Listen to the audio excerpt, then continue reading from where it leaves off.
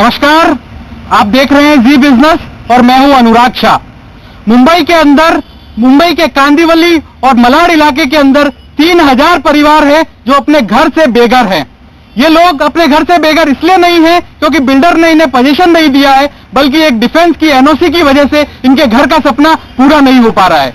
मुंबई के मलाड और कांदिवली इलाके के अंदर सेंटर ऑफ कोऑर्डिनेट्स की जो एरिया है उसके अंदर 500 मीटर के एरिया के अंदर से हजारों जो प्रोजेक्ट है, रीडेवलपमेंट प्रोजेक्ट है, वो अटके पड़े हैं।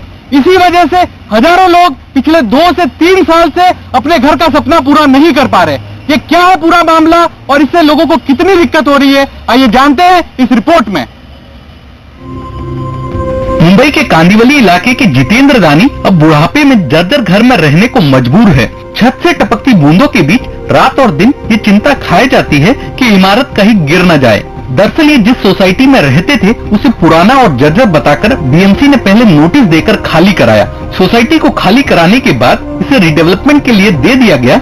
रीडेवलपमेंट की शर्तों के तहत बिल्डर ने 2 साल तक हर महीने किराया दिया, लेकिन बीएमसी और लोकल मिलिट्री अथॉरिटी के बीच परमिशन का मामला फंसने से सोसाइटी के रीडेवलपमेंट का काम अब अटक गया है। प्रोजेक्ट में देरी को देखते हुए बिल्डर ने भी अब किराया देना बंद कर दिया है। तंगहाली में अब दानी परिवार पुरानी जर्जर इमारत में रहने को मजबूर है। इसका रीजन ये है कि हम लोग को जो बाहर जाके रेंट मिलता था वो रेंट देने का बंद कर दिया बिल्डर लोग ने, और हम लोग अफोर्ड नहीं कर सकता था उतना। और बाकी का हम लोग ने एफडी वगैरह कुछ था जमा पैसा, उसको पूरा के भरता था पैसा। अभी वो खलास हो गया पैसा पूरा, तो इधर आ गया वापस रहने के लिए। मुश्किलों में जी रहा जितेंद्र दानी का परिवार फिर भी ईश्वर को शुक्रिया कह रहा है कि सिर पर छत तो है, भले ही टपकती ही सही। कांदिवली और मलाड इलाके में कई ऐसे भी परिवार हैं जिनकी पुरानी हाउसिंग सोसाइटी को रीडेवलपमेंट में जाने पर तोड़ दिया गया, जबकि बीएमसी और लोकल मिलिट्री अथॉरिटी के बीच परमिशन के चक्कर में नए आशियाने की दूर दूर तक कोई उम्मीद नहीं दिख रही है। मकान खाली करवाया, खाली करने के बाद उसको ग्राउंड लेवल 0 करवाया। अभी ये आईओडी आने के बावजूद भी बीएमसी कमेंसमेंट सर्टिफिकेट नहीं दे रही है। सारा मामला इस बात पर फंसा है कि जिन इलाकों में हाउसिंग सोसाइटी आती है वो डिफेंस एस्टेब्लिशमेंट एरिया के नजदीक है। बीएमसी चाहती है कि लोकल मिलिट्री अथॉरिटी बकायदा नक्शा देकर बाउंड्री बनाकर साफ करे कि कौन कौन से इलाके डिफेंस एस्टेब्लिशमेंट के तहत पाबंदी वाला क्षेत्र है, लेकिन लोकल मिलिट्री अथॉरिटी सारी जानकारी और नक्शे सहित बीएमसी को नोटिफिकेशन नहीं जारी कर रही है। जबकि रक्षा मंत्री मनोहर पारिकर राज्य के मुख्यमंत्री देवेंद्र फडणवीस को अप्रैल में ही चिट्ठी लिखकर नियम साफ कर चुके हैं, जैसे 30 दिन के भीतर लोकल मिलिट्री अथॉरिटी को एनओसी पर फैसला लेना जरूरी है। अगर 30 दिन में जवाब न मिले तो मान लेना चाहिए कि लोकल मिलिट्री अथॉरिटी के पास आपत्ति लायक कोई टिप्पणी नहीं है। रक्षा मंत्री ने यह भी साफ किया है कि डिफेंस एस्टेब्लिशमेंट के 500 मीटर के रेडियस में सीधे या उसकी आड़ में कोई प्रॉपर्टी होगी तो उसे डिफेंस एस्टेब्लिशमेंट माना जाएगा। अगले 2-3 महीने या 6 महीने के बाद न हमारे हाथ से भी बात चली जाएगी, न हम भाड़ा दे पाएंगे, न हमारा ब्याज पूरा हो जाए, ब्याज की वजह से हमारा बिल्डिंग भी पूरा नहीं कर पाएंगे, तब उनका क्या होगा। लेकिन बात फिर भी नहीं बढ़ रही है। दरअसल जब मलाड और कांदिवली के बीच सेंट्रल ऑर्डिनेंस डिपो बनाया गया था तब इलाके में ज्यादा आबादी नहीं थी, लेकिन बीते 2 दशकों में शहर की बढ़ती आबादी के साथ ये मुंबई के सबसे घनी आबादी वाले इलाके में शुमार हो गया है। इस इलाके में पहले कंस्ट्रक्शन के लिए डिफेंस एनओसी की जरूरत नहीं पड़ती थी, लेकिन मई 2011 में रक्षा मंत्रालय की ओर से जारी नोटिफिकेशन के बाद मामला पेचीदा हो गया है। अनुराग शाह, जी मीडिया, मुंबई।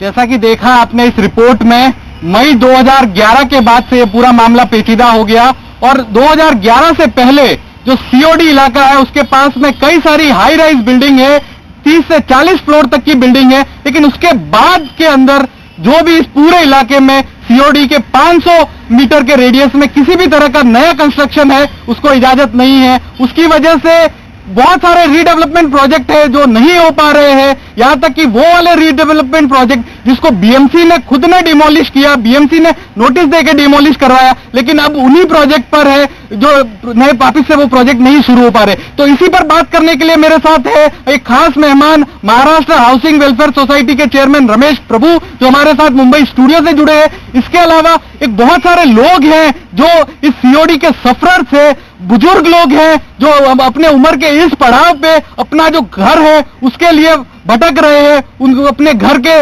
आशियाने का सपना जो उनका पूरा नहीं हो पा रहा है। सर, मैं आपसे यही समझना चाहूंगा, ये कितना बड़ा आपके लिए ये दिक्कत हो गई है, जो आपका खुद का घर है, आप इतने सालों से रह रहे थे, लेकिन अब आप बेघर हो गए, किराए के घर में रहना पड़ रहा है, और अब स्थिति तो ये भी आ गई है कि डेवलपर अब आपका किराया भी नहीं दे रहा है। हेलो, मेरा नाम गजब है। ये सोसाइटी जब भी बना तब से मैं फाउंडर मेंबर हूँ। हमारी उम्र 83 ईयर्स है, अभी हम चल भी नहीं सकता है। जब भी बिल्डिंग चालू हुआ तब से फाउंडर मेंबर, तो नोन वाईके गजब एंड अदर्स। अभी इतने साल से होने के बाद 3 साल से हमको बाहर रहना पड़ता है, हमको काफी तकलीफ होता है। हमको भाड़ा के लिए, हमारे रिटायर्ड आदमी हूँ, मिडिल क्लास आदमी हूँ, कोई इनकम नहीं है, तो हमको बहुत होता है, आशा होता है कि लोग जल्दी कूद करें और हम बिल्डिंग बने तो हम जल्दी वापस इधर रहने को आ सके। उम्र के इस पड़ाव पे आप देख सकते हैं लोगों की मुश्किलें कितनी ज्यादा है। ये जो पूरा मामला है, इस मामले के अंदर जो बीएमसी और डिफेंस के बीच में ये मामला उलझ रहा है। बीएमसी का कहना है कि इसके अंदर अगर डिफेंस जो है वो एनओसी दे देता है तो उन्हें किसी भी तरह का सर्टिफिकेट देने में कोई दिक्कत नहीं है, लेकिन जो डिफेंस के जो लोकल मिलिट्री अथॉरिटी है एलएमए, वो इस मामले पे कोई संज्ञान नहीं ले रही है, और इसी वजह से हजारों परिवार है वो इफेक्टेड है। मेरे साथ और भी लोग हैं। सर, आपकी क्या मांग है? सरकार से क्या मांग है? लोकल अथॉरिटी से क्या मांग है? हमारा जो घर है वो हमें वापस मिलना चाहिए। इस सोसाइटी में 80% लोग जो है उस मिडिल क्लास है, लोअर मिडिल क्लास में, और अभी यहाँ से मेजोरिटी लोग सीनियर सिटीजन है, वो रिटायर्ड पर्सन है, उनकी पूरी अभी इनकम भी नहीं है। आज अभी हम 2 साल से बाहर रह रहे भाड़े पे। अगर हमारा समझो अभी तो आज तक तो हमारे डेवलपर हमको रेंट दे रहे, पर समझो कल अभी कुछ हुआ और नहीं मिला ये डिले होने से, तो हम कहाँ जाएंगे? तो इसके लिए इस पूरे मामले पे बात करने के लिए मेरे साथ हमारे मुंबई स्टूडियो से एक खास मेहमान है, महाराष्ट्र हाउसिंग वेलफेयर सोसाइटी के चेयरमैन रमेश प्रभु सर। प्रभु सर, आपने भी इस पूरे मामले को देखा है, काफी मतलब करीबन 12,000 लोग, और ये संख्या आगे जाके बढ़ भी सकती है, तो आपके मुताबिक क्या सॉल्यूशन है इसका? देखिए, पहली बात, ये जो सीओडी का मामला है, जो एनओसी देना ही चाहिए, क्योंकि ऑलरेडी उधर बिल्डिंग थी, ऑलरेडी उसका डिमोलिशन करके नया बिल्डिंग बनने वाला है, उसमें जो हाई राइज थोड़ा सा होगा, तो ये परमिशन देना चाहिए। और ये खास शब्दों में इन्होंने पर्रिकर साहब ने जब लेटर लिखा, उसमें क्लियर कट लिखा है कि यदि एक बड़ा टावर है, उसका पीछे भी एक आधा छोटा बिल्डिंग का रीडेवलपमेंट होने वाला है, तो उसको परमिशन देना चाहिए, जिसको हम बोलते हैं शैडो बिल्डिंग, उसको भी परमिशन नहीं दिया जाता है। ये तो कांदिवली और मलाड में है ही है, प्लस अपना अंधेरी जू एरिया में भी यही दिक्कतें हैं। तो बहुत सारा बिल्डिंग जो लोग बाहर गए हैं, तो मुझे ये बताना है कि इसका क्लैरिफिकेशन यदि दिया होता, 2011 से लेके लोग परेशान है, और गए 2 साल से इसके ऊपर बहुत सारा बेस हुआ है, पत्र व्यवहार हुआ है, तो मुझे लगता है एक लाइन ऑफ क्लैरिटी दिया जाता है, तो इसमें क्या तकलीफ है? और जिनको एनओसी मांगते 30 दिन के अंदर, पर्रिकर साहब भी बोल रहे हैं, डिफेंस मिनिस्टर बता रहा है, फिर भी इसका इंप्लीमेंटेशन नहीं होता है, इसका जिम्मेदारी कौन है? तो ये डिपार्टमेंट ही है, और मिनिस्टर जिन्होंने आदेश दिया वही उसका आदेश का पालन नहीं करवा सकते हैं। मतलब ये तो बहुत दुर्भाग्य की बात है। तो इसके लिए मुझे यही बोलना है कि गवर्नमेंट को इसके ऊपर पूरा क्लैरिटी आना चाहिए और क्लैरिफिकेशन देना चाहिए। उनके पास क्या रास्ता है? हाँ, उनके पास क्या रास्ता है? वो तो इतने सालों से सफर कर रहे हैं। आपने मेरे साथ ही देखा, बुजुर्ग लोग हैं, 83 ईयर्स इनकी उम्र है। अब इस उम्र में जब इनको अपना जो डेवलपर है वो रेंट नहीं दे रहा, अपना घर है, ये पूरा प्लॉट देख सकते हैं, पूरा प्लॉट डिमोलिश हो गया है। अब इसके बाद लोगों के पास क्या ऑप्शन है? जबकि जो बात हो रही है वो बीएमसी कह रहा है डिफेंस की एनओसी है, डिफेंस कह रहा है कि सिक्योरिटी का थ्रेट है, जबकि अगर उस सीओडी एरिया में आप जाएंगे तो आपको 30 माले की बिल्डिंग, 40 माले की बिल्डिंग, बड़ी बड़ी बिल्डिंगें उस इलाके में मौजूद है। सही है।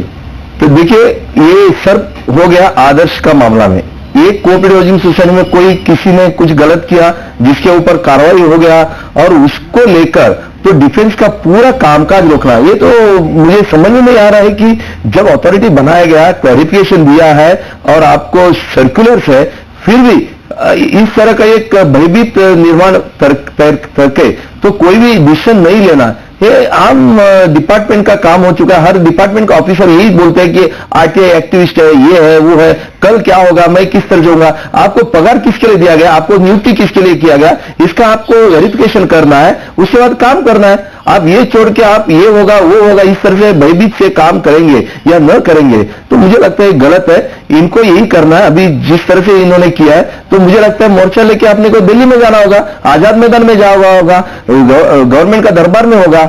यही नहीं है, लोकशाही में सही ढंग से हमारा 4 प्रक्रिया होता है। एक तो हम एडमिनिस्ट्रेटिव जो अथॉरिटी है उनके पास जाते हैं, जो बीएमसी कमिश्नर है, डिफेंस सेक्रेटरी, उनके पास जाते हैं। यही नहीं होता है तो हम जाते हैं पॉलिटिकली इलेक्टेड लीडर, उनके पास जाने के बाद हमारा पास रहता है जो लोगों का जो सुनने वाला आप जैसा मीडिया, तो हम मीडिया के पास भी आया। अभी ऐसा लगता है कि यदि मीडिया का भी ये गवर्नमेंट नहीं सुनता है, अधिकारी नहीं सुनता है, तो फिर हमें जो संविधान ने एक मजबूत अधिकार दिया है वो एक हमारा कोर्ट में, न्यायालय में जाना होगा। इतने सब होने के बाद न्यायालय में जाके न्यायालय से डायरेक्शन लेना है, तो मुझे लगता है कि बहुत सारे चीज न्यायालय से पहला होता था। सर लेकिन आपको नहीं लगता है ये जो समस्या है कोई फॉरवर्ड और आगे ज्यादा बढ़ सकती है? समस्या आगे बढ़ सकती है क्योंकि अभी तो 12,000 लोग हैं, 15,000 लोग हैं, लेकिन नहीं, ये तो बहुत गलत हो रहा है। लोगों को डिसीजन लेना चाहिए, जिस अधिकारी को नियुक्ति किया उनको डिसीजन लेना है, मिनिस्टर को डिसीजन लेना है, पॉलिटिकल लीडर को डिसीजन लेना है, सीएम को लेना है, पीएम को लेना है, यदि इसका डिसीजन लेना है और इस तरह से डायरेक्शन मिलना चाहिए। अभी लोग रोड पर आएंगे, फिर बेघर ऑलरेडी हो चुके हैं और हम बड़ा बड़ा व्याख्यान दे रहे हैं कि आने वाला 4-7 साल में हम हाउसिंग फॉर ऑल देंगे। जिनका घर बेघर किया उनको तो अपन पहला घर दे देते हैं, ताकि इस तरह का डायरेक्शन मिलना चाहिए।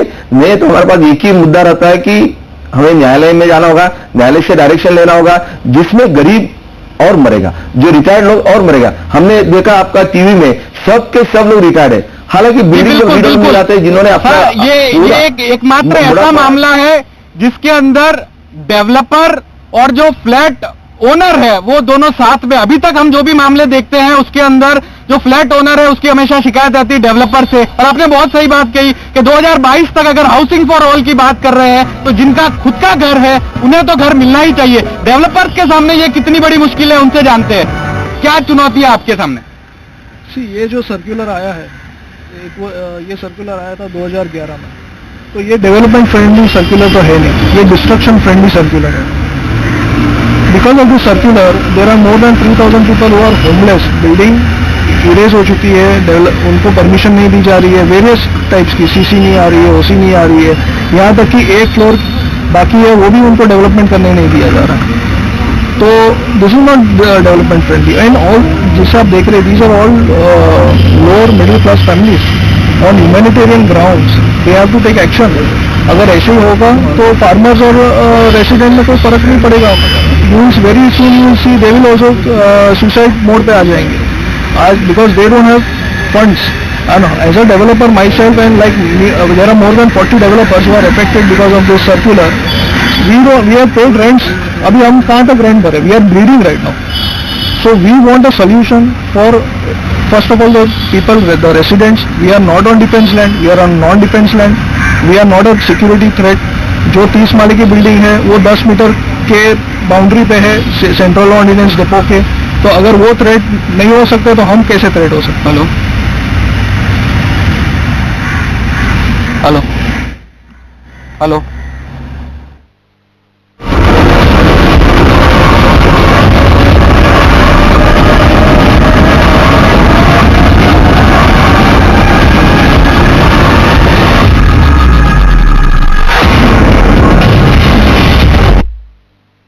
ढूंढिए जी न्यूज, क्योंकि आपका जी न्यूज अब हो गया है फ्री। जी न्यूज देखिए और इनाम जीतिए। बस बताइए कि आपके टीवी पर किस चैनल नंबर पर आता है जी न्यूज। टाइप करें ZN3 space channel number space अपने शहर का नाम और भेज दे 57575 पर। लकी विजेताओं को मिलेगा पेटीएम की ओर से फ्री कैश कूपन।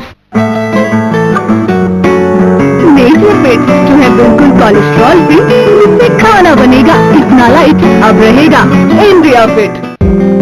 भरपूर पल्प युक्त पतंजलि फ्रूट जूस 85 रुपए, अन्य फ्रूट जूस 95 रुपए के। जैसे ताजे फलों को रहे हो चूस, ऐसे है पतंजलि के शुद्ध फ्रूट जूस।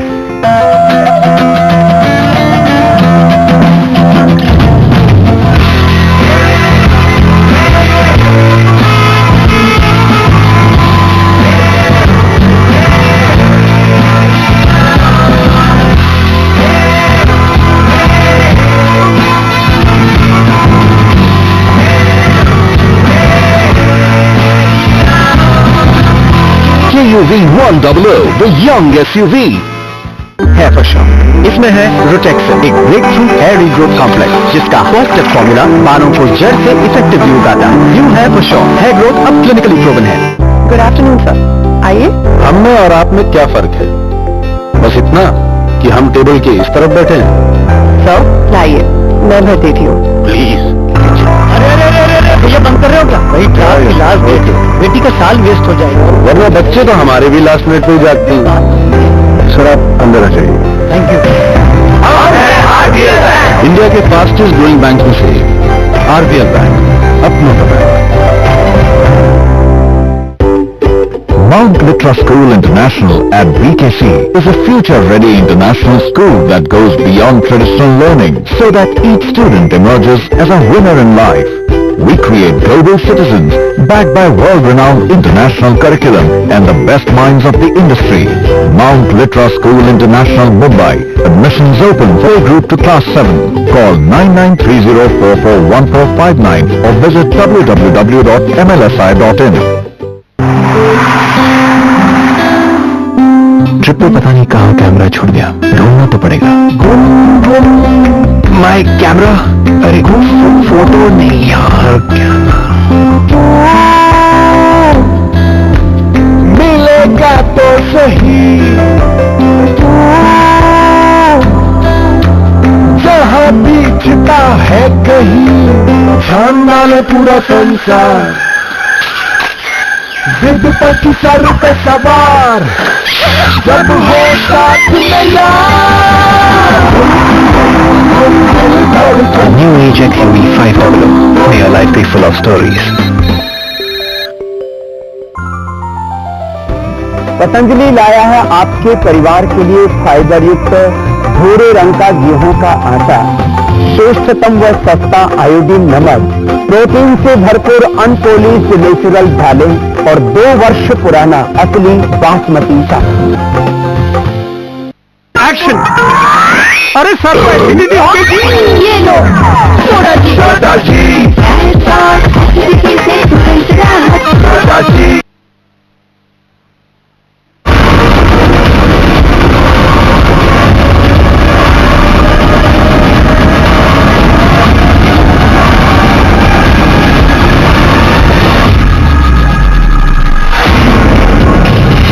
नमस्कार, ब्रेक के बाद आपका स्वागत है। हमारी एक खास शो में चर्चा जारी है। बताया हमने ब्रेक से पहले कि किस तरह से बुजुर्ग लोग हैं वो अपने घर से बेघर हैं, क्योंकि एक सरकारी दांवपेच में एक पूरा मामला फंसा हुआ है। हजारों घर है मुंबई के कांदिवली और मलाड इलाके में, जो सरकार डिफेंस की एक एनओसी की वजह से जिनके अंदर रिडेवलपमेंट नहीं हो पा रहा है। ब्रेक से पहले हमने रमेश प्रभु जी से भी बात करी और अभी हमारे साथ बहुत सारे लोग मौजूद हैं जिनका जो घर है वो डिमोलिश हो चुका है बीएमसी के नोटिस के बाद से, और इसके बाद से अब उनका रिडेवलपमेंट नहीं हो पा रहा है।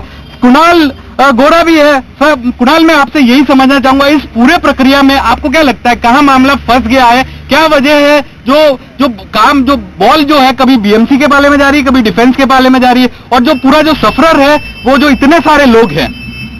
इसमें हम ऐसा कहेंगे कि बीएमसी और डिफेंस 2 अथॉरिटीज है जो ये गेम में इन्वॉल्व है। आई would not say a game as such, but यही है कि 2011 के सर्कुलर के बाद अब 2015 में डिफेंस की तरफ से सर्कुलर आया है जिसमें क्लियरली मेंशन किया गया हुआ है कि अगर लोकल मिलिट्री अथॉरिटी कुछ डिसीजन नहीं देती है तो with in a frame of 30 days तो जो बीएमसी है वो अपना कॉल ले सकती है and they can give the permissions.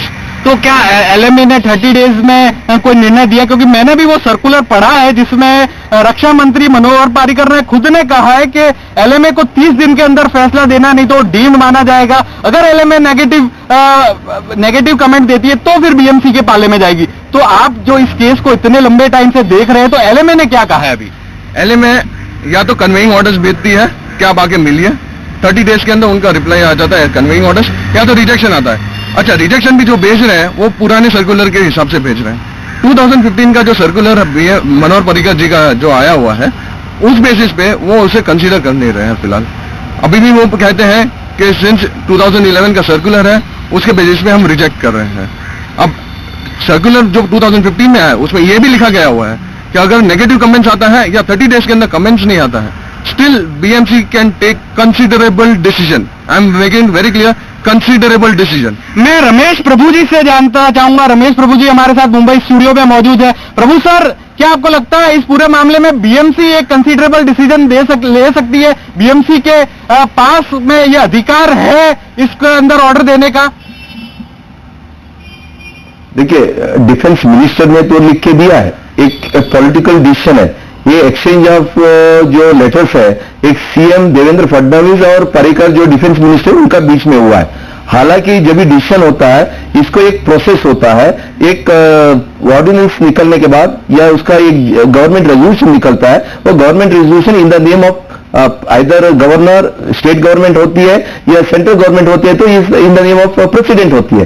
तो इधर जो है, जो डिफेंस सेक्रेटरी ने जिन्होंने जो जीआर निकाला है in the name of government of India, तो वो नहीं आया।